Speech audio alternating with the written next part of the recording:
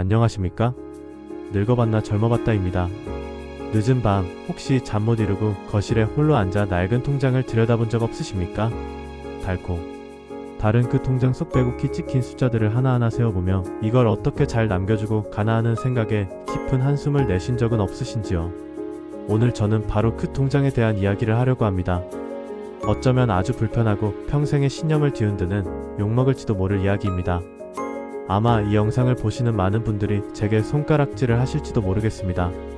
저 영감탱이가 노망이 났나? 어떻게 부모가 돼서 저런 이기적인 소리를 하나 하고 말입니다. 괜찮습니다. 그럼에도 불구하고 저는 오늘 단호하게 제 모든 경험과 연륜을 담아 말씀드리려고 합니다. 바로 자식에게 유산 물려주지 마십시오. 제가 미쳤다고요? 아닙니다. 저는 그 누구보다 제 자식들을 사랑하고 여러분 또한 그러실 거라는 걸 압니다. 하지만 한번 가슴에 손을 얹고 생각해 보십시오. 우리가 평생 허리띠를 졸라매고 먹고 싶은 것, 입고 싶은 것 참아가며 악착같이 돈을 모은 이유가 무엇이었습니까? 바로 자식들 때문이었습니다. 내 자식들만큼은 돈 걱정 없이 남부럽지 않게 키우고 싶다는 그 마음 하나로 버텨온 세월 아니었습니까? 그렇게 모든 걸 바쳐 키워냈는데 이제 인생의 황혼역에 서서 남은 재산마저 자식들에게 물려주기 위해 전전긍긍하는 것이 과연 맞는 일일까요? 저는 그것이 진정한 사랑이 아니라고 감히 말씀드립니다. 오히려 그것은 자식과 나, 우리 모두의 남은 인생을 망가뜨리는 독이 될 수 있습니다. 왜냐고요? 첫째, 우리가 남긴 유산은 자식들에게 축복이 아니라 재앙의 씨앗이 되는 경우가 너무나도 많기 때문입니다. 제 주위에도 그런 안타까운 사례가 있었습니다. 평생 시장에서 장사하며 알뜰살뜰 돈을 모았던 김 사장님 이야기입니다. 그분 슬하에 아들 둘, 딸 하나가 있었는데 어찌나 우애가 좋던지 동네에서 칭찬이 자자했습니다. 그런데 김 사장님이 갑자기 돌아가시고 나자 상황이 180도 달라졌습니다. 장례식장에서부터 서로 내 몫이 맞네, 내 몫이 적네 싸우기 시작하더니 결국 법정까지 가서 남보다 못한 사이가 되어버렸습니다. 부모가 남긴 돈 몇 푼 때문에 수십 년 쌓아온 형제간의 정이 산산조각 난 겁니다.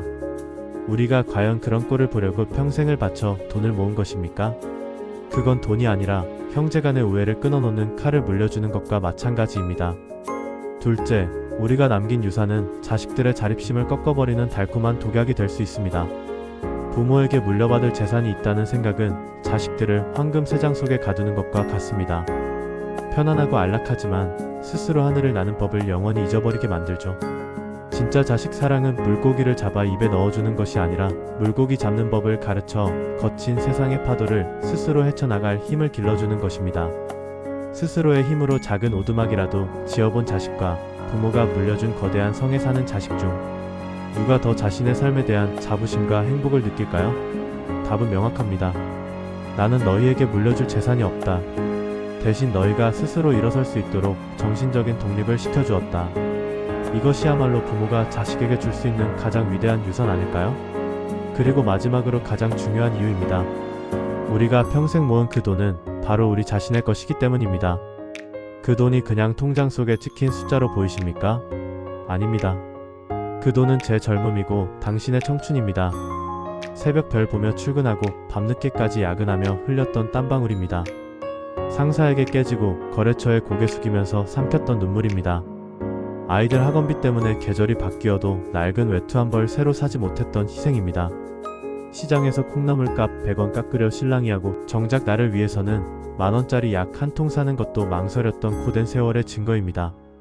그렇게 우리 인생과 맞바꾼 돈을 이제는 온전히 우리를 위해 써야 할 때입니다. 이제 와서 그걸 쓰면 사치 아니냐고요? 천만에요. 이건 사치가 아니라 권리입니다. 평생 고생한 우리 자신에게 주는 가장 정당한 보상입니다. 자, 그럼 그 소중한 내 돈 어떻게 써야 가장 행복하게 후회 없이 쓸 수 있을까요? 첫 번째, 나 자신에게 아낌없이 투자하십시오. 특히 건강과 경험에 투자하십시오. 쑤시는 허리, 아픈 무릎을 나이 탓이려니 하고 방치하지 마세요. 제대로 검사받고 좋은 치료를 받는데 돈을 아끼지 마십시오. 건강한 몸으로 내 노년을 스스로 책임지는 것, 그것이야말로 자식들에게 물려줄 수 있는 최고의 유산입니다. 그리고 평생 해보고 싶었지만 미뤄뒀던 것들을 시작하세요. 40년 전부터 꿈꿔왔던 스위스 알프스를 보러 떠나고 동네 문화센터에서 기타를 배우며 젊은 날의 로망을 실현하세요. 배움과 경험에 쓰는 돈은 단순한 소비가 아니라 내 남은 인생을 하루하루 설렘으로 채우는 최고의 투자입니다. 두 번째, 평생의 동반자인 배우자에게 쓰십시오. 돌아보면 가장 미안하고 고마운 사람이 바로 옆에 있는 아내이자 남편 아닙니까? 내가 밖에서 돈 버느라 힘들 때 아내는 집에서 아이들과 씨름하며 더 힘든 시간을 보냈을 겁니다. 아내가 살림하느라 고생할 때 남편은 가장의 무게에 짓눌려 홀로 눈물 삼켰을 겁니다. 이제라도 그 고마움과 미안함을 마음껏 표현하세요. 10년 넘게 들고 다닌 아내의 낡은 가방을 새 것으로 바꿔주고 멈춘 지 오래된 남편의 손목 시계를 번쩍이는 새 시계로 채워주세요. 젊은 시절 못 갔던 제주도로 둘만의 오붓한 여행을 떠나는 것도 좋습니다. 배우자의 웃는 얼굴을 보는 것만큼 행복한 투자는 세상에 없습니다. 세 번째, 차가운 유산이 아닌 따뜻한 유산을 물려주십시오.